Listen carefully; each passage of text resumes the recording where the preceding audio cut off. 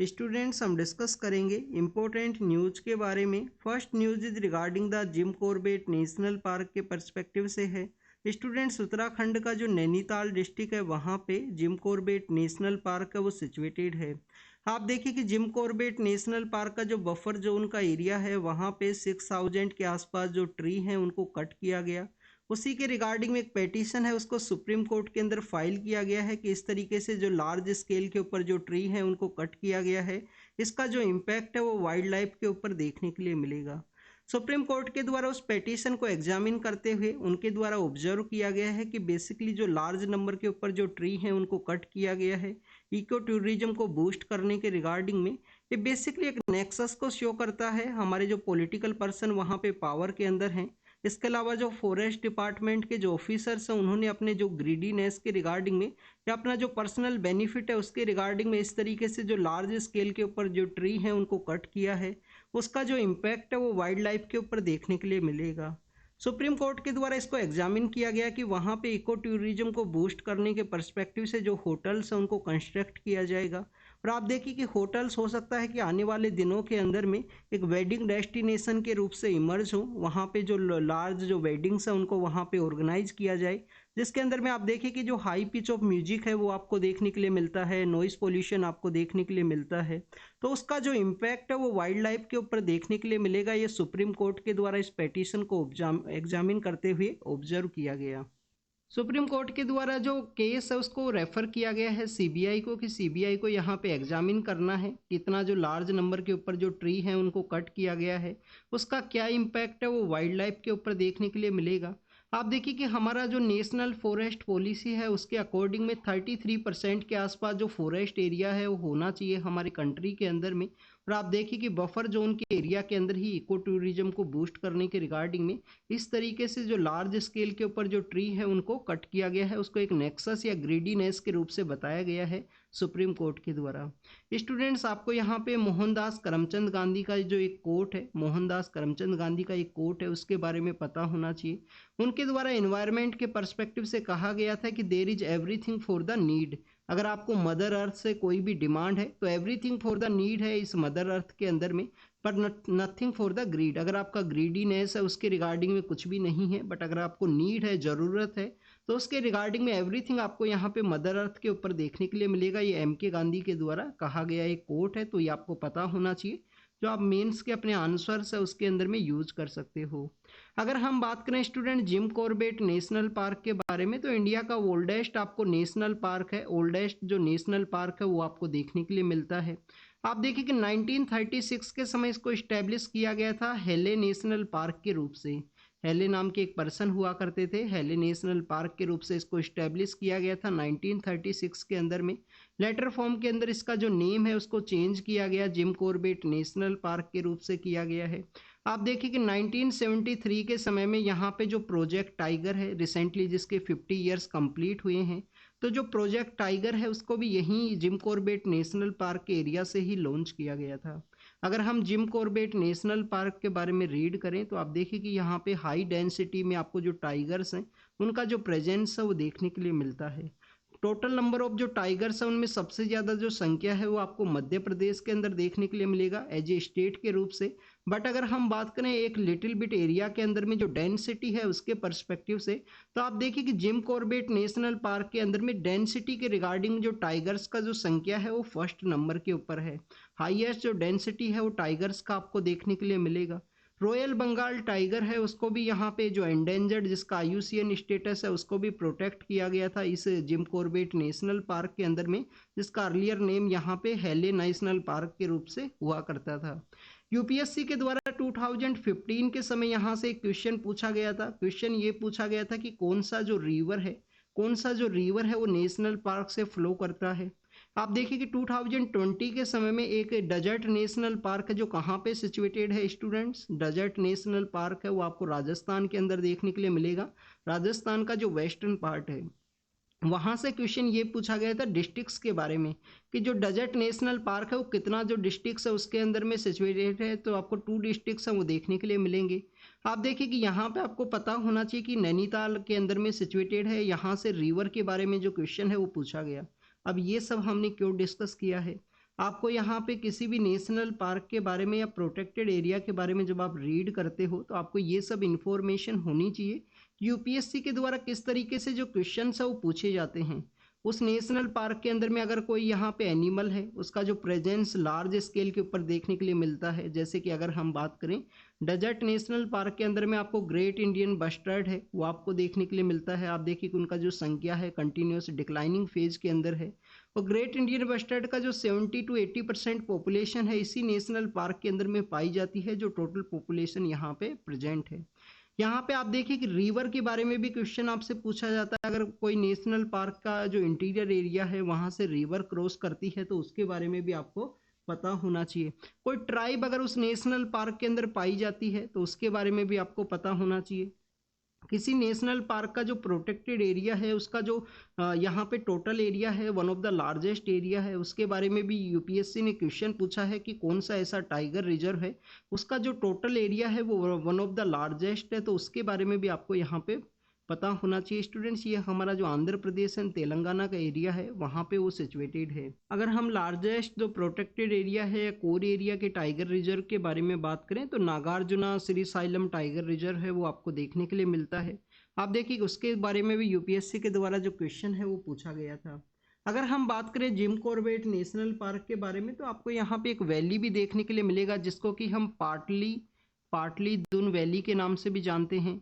आप देखिए कि नैनीताल का एरिया है, कुमायूं का जो रीजन है, कुमायूं और जो गढ़वाल का जो रीजन है वो भी इस साल न्यूज के अंदर है उत्तराखंड के अंदर में, क्योंकि जो उत्तरकाशी डिस्ट्रिक्ट है वहाँ पे सिल्कियारा नाम का जो टनल है, सिल्कियारा टनल के अंदर में कुछ वहाँ पे जो माइनर्स हैं वो बेसिकली ट्रैप हो गए थे। उस समय भी वो टॉपिक है वो न्यूज के अंदर में था। तो आपको यहाँ पे गढ़वाल और कुमायूं जो एरिया है उनके बारे में भी पता होना चाहिए। और एक आपका यहाँ पे एक होमवर्क है उत्तराखंड का जो बेसिकली जो ज्योग्राफी है उसी के पर्सपेक्टिव से। आप देखिए कि यहाँ पे आपको जो गढ़वाल का रीजन देखने के लिए मिलेगा इस एरिया के अंदर में, सपोज कीजिए उत्तराखंड का एरिया है तो यहाँ पे आपको जो कुमायूं का रीजन देखने के लिए मिलेगा जिसके अंदर नैनीताल है, उधमपुर का एरिया है, किच्छा का एरिया है और भी काफ़ी सारे एरियाज हैं स्टूडेंट्स यहाँ पे सिचुएटेड हैं। रानीखेत यहाँ पे आपको देखने के लिए मिलता है, एक टूरिस्ट प्लेस है। आप देखिए कि अगर हम बात करें यहाँ पे गढ़वाल के बारे में तो आपको काफ़ी सारा जो देहरादून, मसूरी ये सब एरिया, उत्तरकाशी का जो एरिया है वो सब देखने के लिए मिलेगा। तो आपको यहाँ पे एक इन्फॉर्मेशन होनी चाहिए कि जो गढ़वाल और कुमायूं का रीजन है उनका जो मिडिल पार्ट है क्या वहाँ पे भी किसी एरिया को किसी नाम से जाना जाता है, उस टोपोग्राफी को किसी नेम से जाना जाता है between the Garhwal and Kumaon के बारे में, उसके बारे में आपको बताना है। ये आपका यहाँ पे होमवर्क है। तो this is all the information related to the Jim Corbett national park के बारे में, जिसके बारे में हमने डिस्कस किया। ओल्डेस्ट नेशनल पार्क है, पाटलीदुन नाम का एक वैली आपको मिलता है, रामगंगा नाम का जो नदी है वो वहाँ से क्रॉस करता है जिसके बारे में यूपीएससी ने 2014 के अंदर क्वेश्चन पूछा था। ओल्डेस्ट है, टाइगर्स का डेंसिटी है, रॉयल बंगाल टाइगर भी वहाँ पे पाया जाता है जिसका आईयूसीएन स्टेटस एंडेंजर्ड है। और आप देखिए कि अर्लियर फेज के अंदर इसका जो नेम है वो डिफरेंट हुआ करता था। हमारा एक इंडियन पर्सन है वो आप देखिए कि रसिया के अंदर में, रसिया के द्वारा रशिया यूक्रेन क्राइसिस में काफ़ी सारे लोगों को डिप्लॉय किया है उस रीजन के अंदर में। तो एक और पर्सन है जिनका अभी रिसेंटली डेथ हुआ है। हमारे जो मिनिस्ट्री ऑफ एक्सटर्नल अफेयर है उनके द्वारा काफ़ी सारे पर्सन्स को रेस्क्यू भी किया गया था उस रीजन के अंदर में, बट लार्ज नंबर के ऊपर पर्सन्स हैं उनके बारे में जो न्यूज़ रिपोर्ट्स हैं वो सामने आई हैं। आप देखिए कि उसमें से अभी कुछ रिसेंटली कुछ न्यूज़ हैं वो सामने आए, किस लोगों का डेथ हुआ है यूक्रेन और रसिया के क्राइसिस के रीजन के दौरान में। इसके अलावा स्टूडेंट्स अगर हम बात करें ऐसा बेसिकली क्यों देखने के लिए मिलता है, काफ़ी बार जो हमारे जो लोग हैं माइग्रेशन करते हैं बेटर लाइवलीहुड की रिगार्डिंग में, काफ़ी बार माइग्रेशन आपको इलीगल वे में भी देखने के लिए मिलता है। तो आप देखिए कि इलीगल वे में माइग्रेशन है वो ना कैरी आउट किया जा सके, जैसे कि अभी एक रिसेंटली आपको एक मूवी भी देखने के लिए मिलता है, डंकी नाम का एक मूवी आया था स्टूडेंट, डुंकी या डंकी नाम का एक मूवी है, एसआरके का मूवी है। उसके अंदर बेसिकली शो किया गया है कि जिस तरीके से जो लाइफ को शो बताया जाता है कि बाहर सब कुछ बेटर होगा उस तरीके से नहीं होता है। अगर आपके पास में स्किल नहीं है तो आप वहाँ पे भी जो लाइफ है वो आपको बेसिकली जो लेबर वर्क है उसी को कैरी आउट करना होगा। नेक्स्ट अगर और आप यहाँ पे इलीगल वे से माइग्रेट करते हो तो आपको वहाँ पे एक रेस्ट्रिक्टेड एरिया के अंदर रहना होगा। रेस्ट्रिक्टेड एरिया के अलावा आप देखिए कि आपको कभी भी जो डिप्लॉय है वो किया जा सकता है दूसरे एरिया के अंदर, जो सेंड है वो वहाँ पे वहाँ की जो अथॉरिटीज़ हैं उनके द्वारा कैरी आउट किया जा सकता है। तमिलनाडु के एक मिनिस्टर हैं उनके द्वारा सनातन धर्म के अगेंस्ट में काफ़ी कुछ स्टेटमेंट्स वो दिए गए थे लास्ट ईयर के अंदर में। आप देखिए कि जो कंट्रोवर्सी है वो भी क्रिएट हुआ था उस दौरान में। तो बेसिकली उन्हीं के द्वारा जो कोर्ट के द्वारा माना गया है कि इस तरीके से मिस इन्फॉर्मेशन है वो नहीं शेयर करना चाहिए। इस तरीके से बेसिकली यहाँ पे सोसाइटी के अंदर जो डिवाइड है वो क्रिएट करने का कोशिश नहीं करना चाहिए किसी भी एक पॉलिटिकल पर्सन के द्वारा, अगर वो पावर के अंदर में है। एग्जाम के पर्सपेक्टिव से कोई भी इम्पोर्टेंट नहीं है, आपको यहाँ पे फंडामेंटल राइट के बारे में आप रीड कर लेना कि सोसाइटी के अंदर पीस एंड हार्मनी को प्रमोट करना हमारा एक रिस्पॉन्सिबिलिटी है। आपको इसके अलावा आप देखिए कि आर्टिकल 51 के बारे में भी पता होना चाहिए, पीस के इस्टेब्लिशमेंट के बारे में है, बट वो स्टेट का रिस्पॉन्सिबिलिटी है। फंडामेंटल ड्यूटी आपको एक सिटीजन का रिस्पॉन्सिबिलिटी देखने के लिए मिलेगा, और कोई भी मिनिस्टर अगर वो पर्सन है, मिनिस्टर बनता है, तो इंडिया का वो सिटीजन है, कुछ ड्यूटीज़ को फॉलो करना उनका रिस्पॉन्सिबिलिटी है। तो ये सब भी आपको बेसिकली पता होना चाहिए। आप देखिए कि संदेश खली नाम का एक एरिया है, वहाँ पे वुमेन्स के अगेंस्ट में काफ़ी कुछ जो केसेस हैं वो सामने आए थे। आपको इस तरीके का कोई प्लेस अगर न्यूज़ के अंदर में है तो आपको बेसिकली एक बार गूगल कर लेना चाहिए कि कहाँ पे वो सिचुएटेड है। तो बंगाल का जो ईस्टर्न पार्ट है उसके अंदर में आपको जो संदेश खली नाम का जो ये एरिया है वो देखने के लिए मिलेगा। एग्जाम के पर्पज से कुछ इंपॉर्टेंट नहीं है स्टूडेंट्स, ये आप देखिए कि यहाँ पे पॉलिटिकल पार्टीज है उनका भी इन्वॉल्वमेंट है, काफ़ी कुछ आपको देखने के लिए मिलेगा, तो एग्जाम के पर्पज से इम्पोर्टेंट नहीं है। केरल के द्वारा सुप्रीम कोर्ट के अंदर जो पिटीशन है उसको फाइल किया गया था फाइनेंशियल मिसमैनेजमेंट के रिगार्डिंग में। आप देखिए कि सुप्रीम कोर्ट के अंदर अगर कोई स्टेट अप्रोच करता है तो कौन सा आर्टिकल आपको देखने के लिए मिलेगा, आर्टिकल 131 है जो original jurisdiction of supreme court है, कि यहाँ पे सेंटर और स्टेट का अगर कोई कंट्रोवर्सी होता है और स्टेट का कोई कंट्रोवर्सी होगा तो वो यहाँ पे सुप्रीम कोर्ट के अंदर अप्रोच कर सकते हैं। यहाँ पे एक पहले भी आपसे एक क्वेश्चन पूछा गया था, क्या इंटर स्टेट कोई वाटर डिस्प्यूट है उसको यहाँ पे ओरिजिनल ज्यूरिसडिक्शन के थ्रू अप्रोच किया जा सकता है क्या? इसके बारे में आपको ज़रूर से पता होना चाहिए। अगर नहीं पता है तो जाके अपना जो हाई कोर्ट सुप्रीम कोर्ट के जो चैप्टर्स हैं, स्पेशली स्टूडेंट्स सुप्रीम कोर्ट का जो चैप्टर है उसको ओपन कीजिए, जो पॉलिटी का बुक है, और वहाँ पे जाके ओरिजिनल ज्यूरिसडिक्शन है उसको मेंशन किया गया है। आर्टिकल 131 के अंदर जो ओरिजिनल ज्यूरिसडिक्शन है उसको मेंशन किया गया है, उसको वहाँ पे रीड कीजिए। क्या यहाँ पे इंटर स्टेट जो वाटर डिस्प्यूट है उसको बेसिकली मेंशन किया गया है, नहीं किया गया है ओरिजिनल ज्यूरिसडिक्शन के अंदर में, उसके बारे में आपको पता होना चाहिए। तो केरल के पर्सपेक्टिव से है कुछ, वहाँ पे जो नेट बोरोइंग का जो सीलिंग है वो भी लगाया गया था केरल के ऊपर में सेंट्रल गवर्नमेंट के द्वारा। सेंट्रल गवर्नमेंट के द्वारा कहा गया था कि केरल के द्वारा जो बोरोइंग की जाती है वो बेसिकली हमारे यहाँ पे जो FRBM एक्ट का जो टारगेट है उसको बेसिकली डिस्टर्ब करता है। काफ़ी कुछ वहाँ पे जो डिस्कशन है हमने किया था लास्ट मंथ के दौरान में।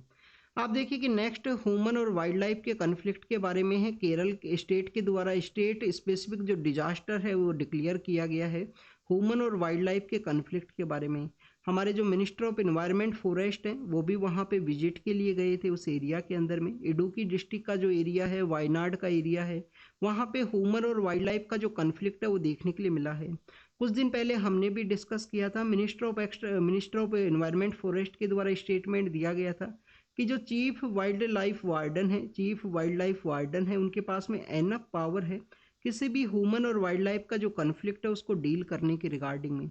अब ये जो चीफ वाइल्ड लाइफ वार्डन है उनको ये जो पावर है वो कौन से एक्ट के थ्रू मिलता है students? Wild life protection act है 1972 का, उसके थ्रू में आपको ये जो पावर है उनको देखने के लिए मिलती है। आप देखिए कि किसी भी एनिमल को एलिमिनेट करने का जो पावर है, उसको जो यहाँ पे किल करने का जो पावर है वो भी दिया गया है चीफ वाइल्ड लाइफ वार्डन को। तो इसके बारे में भी आपको रीड करना है, ये भी आपका यहाँ पे एक होमवर्क है। नेक्स्ट अगर हम बात करें स्टूडेंट्स, यहाँ पे हमारे जो DU के जो फॉर्मर प्रोफेसर हैं GN साईं बाबा, उनके रिगार्डिंग में, और 5 जो पर्सन उनके एसोसिएटेड हैं। आप देखिए कि 2013 के समय काफ़ी सारे पर्सन हैं उनको बेसिकली एजेंसीज के द्वारा वहाँ पे कंटिन्यूस क्वेश्चंस वो किए गए थे। 2014 के समय GN साईं बाबा है उनको भी अरेस्ट किया गया था एक जॉइंट ऑपरेशन के थ्रू में, आंध्र प्रदेश और महाराष्ट्र का जो टीम है उनके द्वारा। गढ़चिरौली का जो सेशन कोर्ट है उनके द्वारा उनको कन्विक्ट भी कर दिया गया था, हाई कोर्ट के द्वारा नल एंड वॉइड डिक्लेयर किया गया, और लेटर फॉर्म के अंदर में आप देखिए हाई कोर्ट का जो नागपुर ब्रांच है, नागपुर का जो बेंच है उसके द्वारा भी यहाँ पे अब दोबारा से उनको एक्विट किया गया है। तो बेसिकली ये क्या शो करता है स्टूडेंट्स? अब ये शो करता है कि अगर अथॉरिटीज़ के पास में यहाँ पे कम्प्लीटली एविडेंस नहीं है तो UAPA का जो चार्ज है उनके अगेंस्ट में लगाया गया उनको काफ़ी दिनों तक जो बेल है वो भी नहीं दिया गया था, और आप देखिए एक पर्सन ऐसे भी है उनका जेल के अंदर ही जो डेथ है वो हो गया था। तो बेसिकली इस तरीके से जो थ्योरीज हैं, कॉन्स्पिरेसी जो थ्योरीज हैं, उनको विदाउट एविडेंस के बेसिस पे अगर कन्विक्ट नहीं किया जाता है तो कम्प्लीटली जो पर्सन है उसका जो लाइफ का एक इम्पोर्टेंट टाइम है वो यहाँ पे वेस्ट होता है। हमने अभी रिसेंटली कुछ दिन पहले एक जर्नलिस्ट के बारे में भी रीड किया था स्टूडेंट्स, के जर्नलिस्ट को भी जेल के अंदर रखा गया और उनके अगेंस्ट में जो चार्जेज है वो भी नहीं प्रूव हुए हैं। 2 ईयर तक उनको बेसिकली कोई भी जो ट्रायल है उनका वो भी कंडक्ट नहीं हुआ। 2 ईयर की रिगार्डिंग वो जेल के अंदर देखने के लिए मिले हैं। तो इस तरीके से जो यूएपीए एक्ट है, इनका जो स्ट्रिंजेंट एक्ट है, उसके रिगार्डिंग में जो क्वेश्चन है वो रेज करता है ये इंसिडेंट की यहाँ पे जो बेसिकली किस तरीके से जो चार्जेज है वो प्रूव नहीं किया गया। उस पर्सन का जो 9 to 10 ईयर का जो समय है वो जेल के अंदर बीता है, काफ़ी हार्श पनिशमेंट है वो देखने के लिए मिला। तो विदाउट चार्ज के बेसिस पे इस तरीके से जो रिक्रूट जो उठाया जाता है, क्वेश्चंस किए जाते हैं, वो उसके बारे में क्वेश्चन रेज करता है। नेक्स्ट अगर हम बात करें डीक्रिमिनलाइजेशन ऑफ इंडियन पॉलिटिक्स के बारे में है, आप देखिए लिली थॉमस केस आपको देखने के लिए मिलता है। रिप्रेजेंटेशन ऑफ पीपल्स एक्ट है उसका आपको सेक्शन 8 आपको देखने के लिए मिलेगा। अब ये सेक्शन 8 के अंदर भी 2 प्रोविजन है स्टूडेंट। सेक्शन 8 के अंदर में एक तो सब क्लोज 1 है और एक क्लोज 3 आपको देखने के लिए मिलेगा। तो जो राहुल गांधी हैं इंडियन नेशनल कांग्रेस के जो पॉलिटिकल लीडर हैं, उनको एक डिफरेंट सेक्शन के अंदर रखा गया था। ये तमिलनाडु के एक मिनिस्टर के रिगार्डिंग में है। अभी रिसेंटली जो तमिलनाडु लेजिस्लेटिव असेंबली का जो सेक्रेटरीट है उनके द्वारा वैकेंसी को क्रिएट किया गया। तो बेसिकली उसी के पर्सपेक्टिव से डिस्कस किया गया है कि किसी भी पर्सन को अगर 2 या मोर देन द 2 ईयर का यहाँ पे पनिशमेंट है, 2 ईयर प्लस में 2 plus more than the 2 year का पनिशमेंट है, तो वो वहाँ पे डिस्क्वालीफाई होंगे इलेक्शन को कंटेस्ट करने के पर्सपेक्टिव से। तो आप देखिए कि एग्जाम के पर्पज से कुछ है नहीं यहाँ पे, बेसिकली आपको लिली थॉमस, लोक पेरी केस, इन सभी के बारे में पता होना चाहिए जो कि हमारे डिक्रिमिनलाइजेशन ऑफ इंडियन पॉलिटिक्स के पर्सपेक्टिव से है। नेक्स्ट अगर हम बात करें मिरेकल ड्रग के बारे में है, आप देखिए कि काफ़ी बार आपको इस तरीके का जो इस तरीके का जो ड्रग्स है वो देखने के लिए मिलता है। उनका जो कैंपेन है हमारे न्यूज़पेपर्स के अंदर में हाइट को इंक्रीज करने के रिगार्डिंग में, वेट लॉस के रिगार्डिंग में, हेयर्स के रिगार्डिंग में, ऐसा कोई भी थिंग जो बेसिकली आप देखिए कि जिनको मिरेकल ड्रग के रूप से बताया जाता है, आपकी कंप्लीटली जो हेयर लॉस हुए हैं उसका आपको यहाँ पे पॉजिटिव गेन होगा।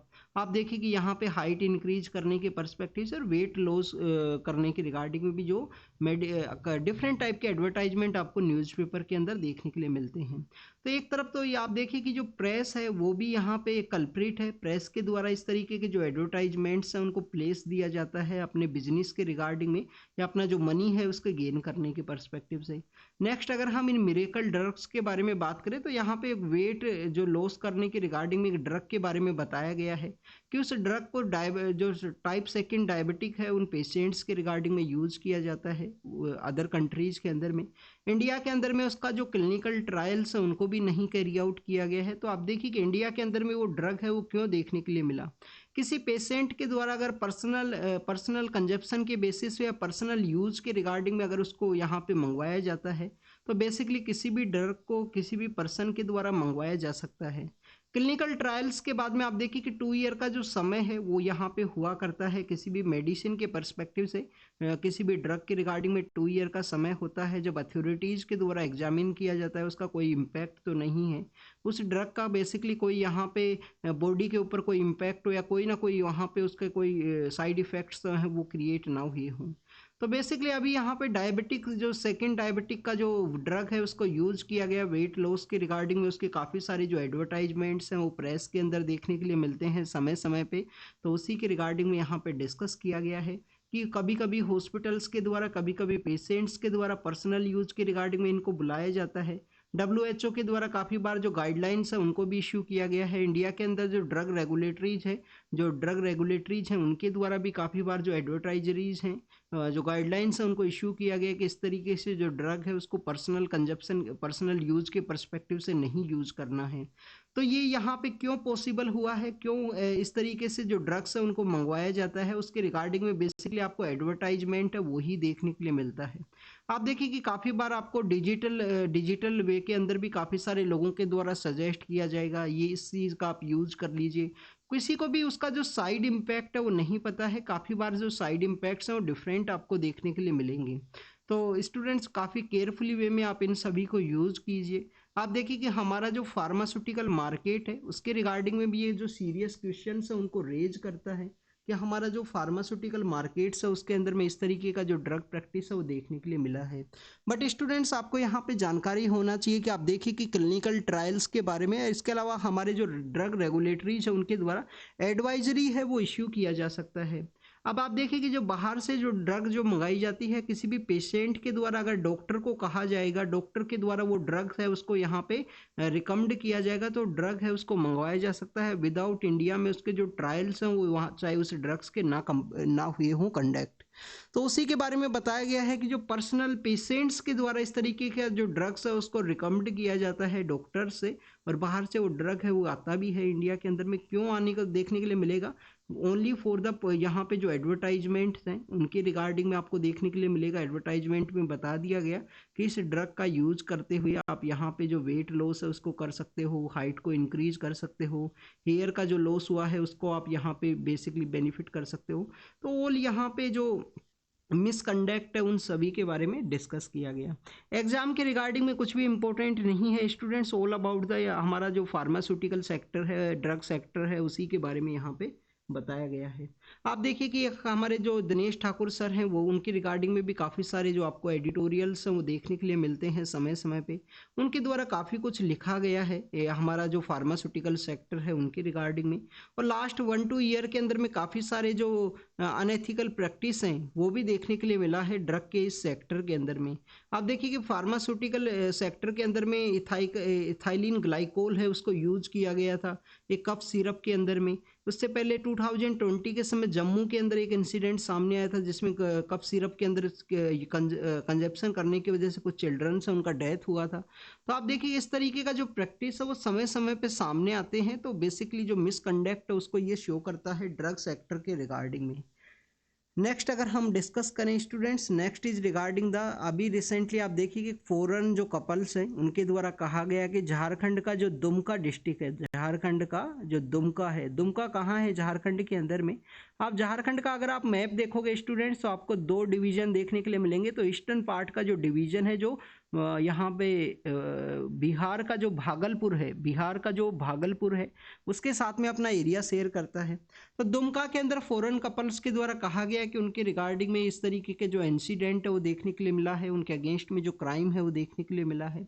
बट इंडिया के अंदर में जो टोटल केसेज है वो बताते हैं कि फॉरेनर्स के द्वारा जितने भी केस यहाँ पे किए गए हैं उन केसेस के अंदर जो कन्विक्शन है वो काफ़ी लोअर रेट के ऊपर आपको देखने के लिए मिलेगा। अब कन्विक्शन लोअर होने के बिहाइंड में रीजंस क्या हैं, अगर हम यहाँ पे रीजंस के बारे में डिस्कस करें तो आप देखिए कि कन्विक्शन के लोअर्स के जो रीजंस ये हैं, justice delay it the justice denied. काफ़ी बार जो यहाँ पे जो ट्रायल्स हैं वो काफ़ी यहाँ पे स्लो आपको कंडक्ट देखने के लिए मिलेगा। जो फॉरेनर्स है जिनके द्वारा केस को फाइल किया गया वो समय समय पे अपीयर नहीं होंगे, इसी वजह से काफ़ी कुछ आपको इस तरीके से देखने के लिए मिलेगा जिससे उनका कन्विक्शन है वो काफ़ी लोअर आपको देखने के लिए मिलता है। इससे पहले आप देखिए कि दतिया जो मध्य प्रदेश है उसके अंदर भी 10 ईयर पहले ऐसा ही एक इंसिडेंट है वो सामने आया था जब फॉरेन जो कपल्स हैं उनके अगेंस्ट में जो असोल्ट है वो कैरी आउट किया गया। अभी रिसेंटली आईएमएफ के द्वारा कुछ मनी है उसको यहाँ पे रिलीज किया गया है पाकिस्तान के पर्सपेक्टिव से। तो बेसिकली इंडिया के द्वारा अपना ऑब्जेक्शन है उसको शेयर किया गया कि कहीं पाकिस्तान के द्वारा इस जो मनी है उसको रिलीज किया गया है वहाँ पे फ्लड का जो सिचुएशन क्रिएट हुआ था उसके सपोर्ट के रिगार्डिंग में, कहीं पाकिस्तान के द्वारा अपना पर्सनल जो बेनिफिट है उसके रिगार्डिंग में, डिफेंस के बिल्स को यहाँ पे करने की रिगार्डिंग में, तो इस लोन को यहाँ पे यूज़ नहीं किया जाएगा, ऐसा इंडिया के द्वारा जो ऑब्जेक्शन है वो आईएमएफ के वहाँ पे किया गया है। तो आपको यहाँ पे बेसिकली आईएमएफ के बारे में एचडीआर जो राइट्स हैं, स्पेशल ड्राइंग राइट्स हैं, जो बेसिकली आप देखिए कि फॉरेक्स रिजर्व का भी पार्ट आपको देखने के लिए मिलते हैं, इसके बारे में भी आपको पता होना चाहिए। आईएमएफ आप देखें कि ब्रेटन वुड कॉन्फ्रेंस के थ्रू में इसको इस्टेब्लिश किया गया था जिनके द्वारा रेटिंग किया जाता है, आइडेंटिफाई किया जाता है, काफ़ी बार जो यहाँ पे जो लोन्स है वो भी दिया जाता है काफ़ी सारे कंट्रीज़ को, और उनका जो यहाँ पे अगर फाइनेंशियल सिचुएशन डैमेजिंग है तो उसके बारे में एग्जामिन भी किया जाता है आईएमएफ के द्वारा। नेक्स्ट अगर हम बात करें यहाँ पे एचडीआर और फॉरेक्स रिजर्व के बारे में भी आपको ज़रूर से रीड करना है कि फॉरेक्स रिजर्व के क्या क्या कंपोनेंट आपको देखने के लिए मिलते हैं। गोल्ड यहाँ पे कंपोनेंट है, एचडीआर है स्पेशल ड्राइंग राइट जो आपको आईएमएफ का जो बेसिकली करेंसी का टाइप ही आपको देखने के लिए मिलेगा। और आप देखिए कि HDR गोल्ड के अलावा आप देखिए कि फॉरेन करेंसी का जो मनी है उसको भी, इसके अलावा और भी काफ़ी कुछ कंपोनेंट्स है वो आपको बताना है, आपका होमवर्क है। लीबिया के बारे में है, आप देखिए कि इटालियन कोर्ट के द्वारा लीबिया के जो सी माइग्रेंट्स हैं उनके रिगार्डिंग में एक रूलिंग है उसको किया गया है। रूलिंग यही बताया गया है कि 2018 के समय एक शिप है तो लीबिया से किसके लिए आया था, इटली के लिए आया था। इटली आपको कंप्लीट नॉर्थ के अंदर देखने के लिए मिलेगा। आप देखिए कि ये अफ्रीकन कॉन्टिनेंट है, सपोज कीजिए अफ्रीकन कॉन्टिनेंट है, यहाँ पे लीबिया सिचुएटेड है। लीबिया का जो नॉर्दर्न पार्ट है यहाँ पे मेडिटेरियन सी है और यहाँ पे आप देखिए कि इटली का पार्ट आपको देखने के लिए मिलता है। यहाँ पे एक आइलैंड है जिसको लैम्पेडूसा नाम का आइलैंड का नाम जाना जाता है। वहाँ पे भी इटालियन जो अथॉरिटीज़ है उनके द्वारा काफ़ी सारे माइग्रेंट पर्सन है उनको डिपोर्ट किया गया है। उस एरिया के अंदर में लैम्पेडूसा आइलैंड के ऊपर उनको रखा गया है। तो बेसिकली आप देखिए कि लीबिया के द्वारा यहाँ पे जो डिप्लॉय किया गया था 2018 के समय में, उसको इटालियन टॉप कोर्ट के द्वारा रूलिंग के थ्रू कहा गया है कि जो सी माइग्रेंट्स हैं उनका एक बेसिक राइट है, उनको इस तरीके से यहाँ पे एक डिस्टर्ब कंट्री के अंदर में आप वापस से मत सेंड कीजिए। तो लीबिया हाईली डिस्टर्ब कंट्री है। आप देखिए कि गद्दाफी जब से पावर के अंदर से गए हैं, अरब स्प्रिंग का जो स्टार्ट हुआ था लीबिया के अंदर में, उसके बाद में कंटिन्यूस आपको जो डिटेरियोरेटिंग कंडीशन है वो देखने के लिए मिलता है। लीबिया के अंदर में जो सिचुएशन है काफ़ी डैमेजिंग देखने के लिए मिलेगा और इसी वजह से काफ़ी सारे जो सी माइग्रेंट्स हैं, जो काफ़ी सारे माइग्रेंट्स हैं वो इस एरिया से अप्रोच करते हैं यूरोप के रिगार्डिंग में। आपको इसके रिगार्डिंग में एक स्यूमर्स नाम का एक मूवी है उसके बारे में भी पता होना चाहिए। वो बेसिकली सीरिया से जो टू सिस्टर्स है जो माइग्रेट करती हैं, टू सिस्टर्स हैं जो बेसिकली यूरोप के लिए जाते हैं। और आप देखिए कि 2016 का जो ओलंपिक है उसके अंदर में वो पार्टिसिपेट भी करते हैं। 2016 का जो ओलंपिक है उसके अंदर रियो डी जेनेरियो के अंदर खेला गया था, वहाँ पे उनके द्वारा बेसिकली पार्टिसिपेट भी किया था स्विमिंग की एक्टिविटी के अंदर में। तो ये लीबिया के कोर्ट के बारे में है। नेक्स्ट अब अगर हम बात करें वुमेन्स का जो कंट्रीब्यूशन है उसके पर्सपेक्टिव से है। आप देखिए कि साइंस सेक्टर के अंदर वुमेन्स के कंट्रीब्यूशन के बारे में बात किया गया। हमें कभी कभी हम स्टीम के बारे में रीड करते हैं, science technology engineering and mathematics, वहाँ पे 43% जो यहाँ पे जो एडमिशन्स लिए गए हैं वो गर्ल्स के द्वारा लिए गए हैं, वुमेन्स के थ्रू आपको देखने के लिए मिलता है। नेक्स्ट आप देखिए कि हमारे यहाँ पे अभी रिसेंटली अगर हम बात करें शांति स्वरूप भटनागर पुरस्कार जो हाईएस्ट एक अवार्ड देखने के लिए मिलता है हमारे साइंटिस्ट के पर्सपेक्टिव से, तो अभी तक टोटल यहाँ पे जो 20 वुमेन साइंटिस्ट है उनको शांति स्वरूप भटनागर पुरस्कार है वो दिया गया है। फर्स्ट 1961 के अंदर दिया गया था, लास्ट आप देखिए कि 2020 के समय में जो लास्ट शांति स्वरूप भटनागर पुरस्कार है वो दिया गया है। तो इंडिया की जो वुमेन साइंटिस्ट है उनके रिगार्डिंग में जो 3 बुक हैं वो प्रेजेंट समय में मार्केट के अंदर हैं। आपको ये जो बुक है वो नहीं रीड करनी है, द हिंदू के द्वारा कम्प्लीटली यहाँ पे एग्जामिन किया गया है। आप देखिए कि अगर आपका रीडिंग हैबिट है, जो एग्जामिनेशन क्लियर होने के बाद में आप अपना जो मेंस देने के बाद में अगर आपको समय हो तो कभी रीड कर लेना, आपको अगर रीडिंग हैबिट है तो। नेक्स्ट आप देखिए कि आपको यहाँ पे कम्प्लीटली जो इन्फॉर्मेशन है वो ये होनी चाहिए कि वुमेन जो साइंटिस्ट हैं, वुमेन का जो साइंस सेक्टर के अंदर में क्या कंट्रीब्यूशन है इंडिया के अंदर में, वैसा यहाँ पे एग्जामिन किया गया है। तो आपको कुछ इंडियन वुमेन्स के बारे में पता होना चाहिए जिनका साइंस सेक्टर के अंदर कुछ कंट्रीब्यूशन है। तो इनके द्वारा कहा गया कि प्रेजेंट समय में आपको 14% जो साइंटिस्ट हैं वो वुमेन्स देखने के लिए मिलती हैं। 15% जो फैकल्टी हैं, 14% तो आप देखिए कि जो साइंटिस्ट हैं 14% है साइंटिस्ट और 15% है फैकल्टी। टोटल फैकल्टी जो साइंस सेक्टर के अंदर है वो वुमेन फैकल्टी हैं 15%, तो वो आपको देखने के लिए मिलती हैं। वुमेन्स के बारे में अगर हम बात करें तो लीलावती आपको फर्स्ट वुमेन देखने के लिए मिलेगा। अब देखिए कि लीलावती है, जानकी अम्मल है, कमला सोरेन है जो आपको इंडियन इंस्टीट्यूट ऑफ साइंस के अंदर में उनके द्वारा प्रोटेस्ट को कैरी आउट किया गया था। इंडिया का जो पेट्रियार्कल माइंडसेट है उसके बारे में बताया गया है। आप देखिए कि वुमेन साइंटिस्ट के बारे में बताया गया है कि इनिशियल फेज के अंदर में जब उनके द्वारा मैथमेटिक्स को ऑप्ट किया गया था अपना स्कूल के दौरान में, तो उनको किस तरीके से जो टर्बान है उसको बांधना होता है, पगड़ी है उसको बांधा गया था उनके द्वारा, क्योंकि उस समय वुमेन से उनको अलाउ नहीं किया गया था। तो पेट्रियार्कल माइंड सेट है उन सभी के बारे में बताया गया है।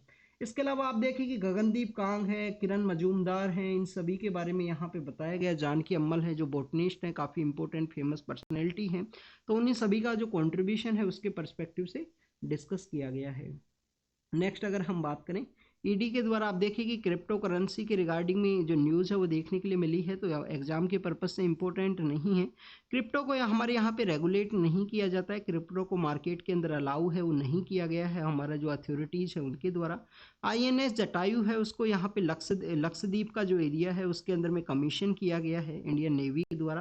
तो आईएनएस जटायु के बारे में आपको पता होना चाहिए। और आप देखिए कि सुप्रीम कोर्ट के द्वारा तो जिम कॉर्बेट नेशनल पार्क के एरिया को एग्जामिन करते हुए उनके द्वारा कहा गया कि आने वाले समय के अंदर में ये रिजर्व का जो एरिया है जिसको इको टूरिज्म के बारे में बात की गई है वो हो सकता है वेडिंग डेस्टिनेशन के रूप से बन जाए।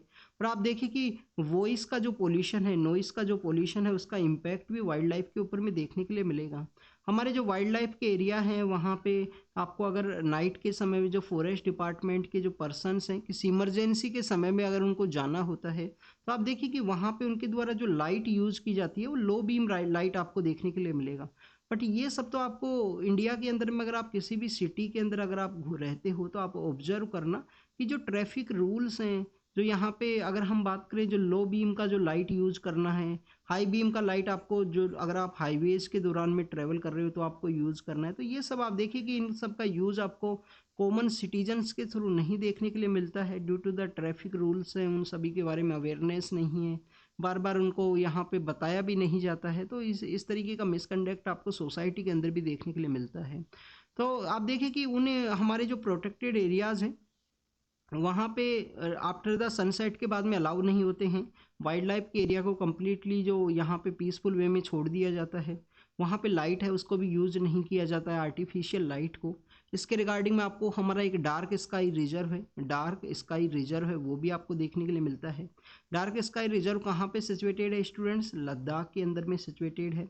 अभी रिसेंटली एक डार्क स्काई पार्क है उसको भी डेवलप किया गया है जो आपको कहाँ पे देखने के लिए मिलेगा? आप देखिए कि हमारा जो महाराष्ट्र स्टेट है उसके ईस्टर्न पार्ट के अंदर सिचुएटेड है। ये आपका होमवर्क है।